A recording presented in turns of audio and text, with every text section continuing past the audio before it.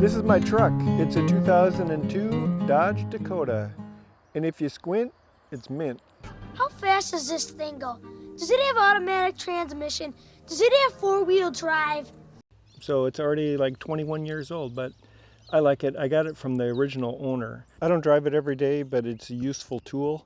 One time last year, some volunteers were planting a bunch of flowers, so I went to the garden center and we loaded this truck up with flowers for this volunteer planting project.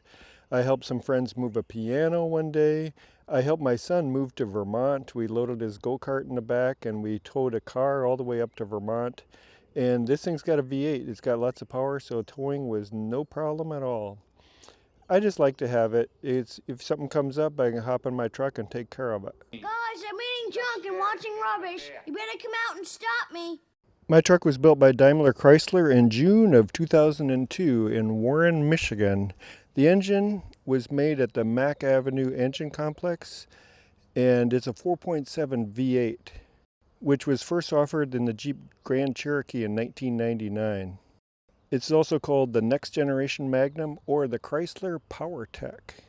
So you're looking at it, there it is, V8 power. Let me get in there and start it up so you can hear what this baby sounds like.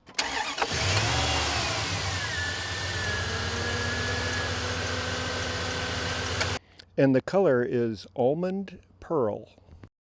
You know, some people say, hey, don't touch my truck. That doesn't bother me because I got dents, scratches, rust. So don't worry, you can touch my truck. I won't get mad at you.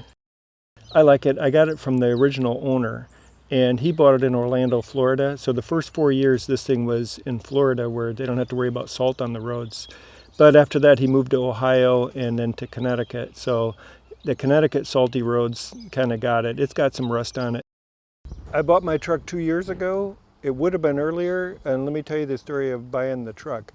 I paid off my last vehicle, and when it was paid off, I started putting almost the same amount of what that monthly payment was in a savings account.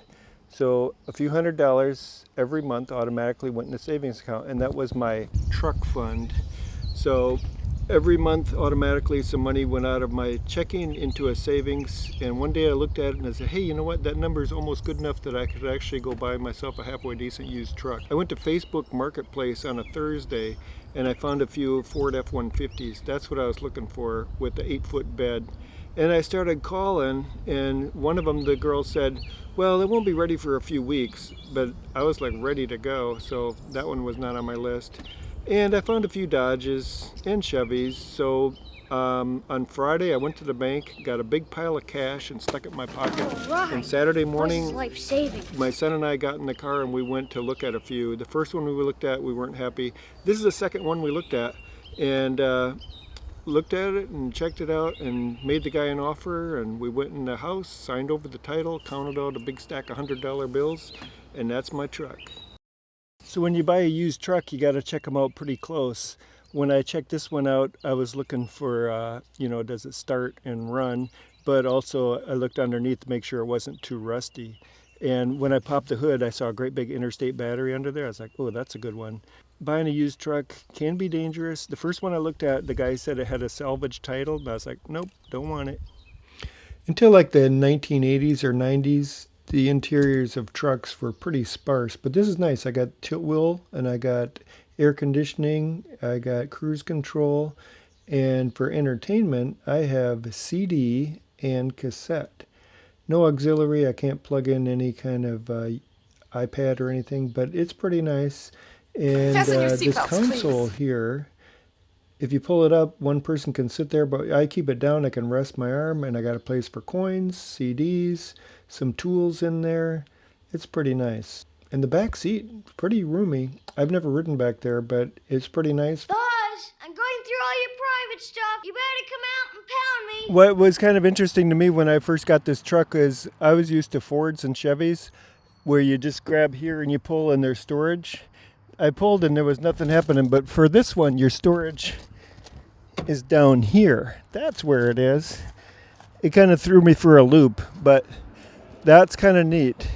So the jack and tire stuff is under there on the other side. Oh, I found a TV commercial on the internet, so I thought I'll pop that in there. The new Dodge. How easy is it for you to own the road? Just follow these clues. California's truck stop. You can out-drive, out-hustle, out-tough, out-muscle, out-tow, out-run, out-work, and out-fun. Show 'em what you got. Now lease this Dodge Dakota Sport for just $169 a month. It's buffed out with all this, plus plenty of attitude. So pick a road, any road, and it's yours in this Dakota Sport. California's truck stop. The new Dodge. I like this truck. There's a couple things that I don't like. One is I kind of got used to having the indicator on the dashboard if one of the tires pressure goes low. This doesn't have that feature, so you got to check them every now and then, get down there with your tire pressure gauge and check each tire. But it's not a big deal. And the other thing is the horn. The horn's kind of wimpy on this, so when somebody swerves in front of me on the highway, I like to really honk the horn at them, but this one's a little bit wimpy. But what can you say?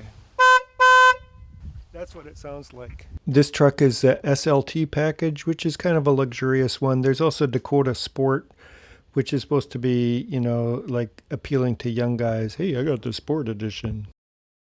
Oh, geez. If you have to get to Chicago, we'll gladly drive you. It's on the way to Milwaukee.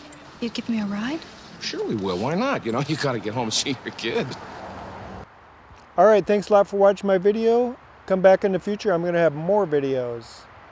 And why don't you do me a favor and subscribe. Okay, see ya. Fasten your seatbelts, please.